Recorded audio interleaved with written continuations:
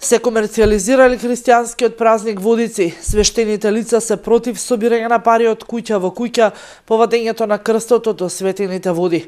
Сметаат дека со честни исклучоци, кои парите ги донираат во хуманитарни цели, за останатите нема оправдување. Помешаноста на традицијата кој народот ги создал и оние правила кои црквата ги спроведува не треба да се мешаат, се со цел зачувување на вистинските вредности. Но за жал имам сознание дека некој се пријавуваат и луѓе кои што се некрстени. Целта значи гледаме сосема друга.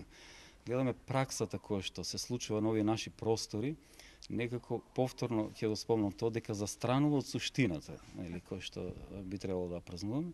Така да целта станува да собираме пари само и на некој начин да се збогатуваме од сето тоа. Па затоа и се пријавуваат најверојатно и луѓе кои што се некрстени. Често пати се неисповедани и никогаш не се причестувале во црквата. И покрај се, во целиот регион в петок многу води ќе бидат осветени и многумина млади од 18 до 33 години веќе се пријавуваат за учество во спуштање на крстот во претходно осветените води.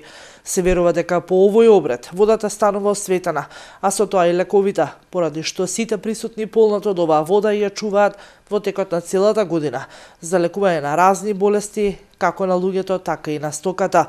В петок се празнува Водици, денот кога водите стануваат лековите.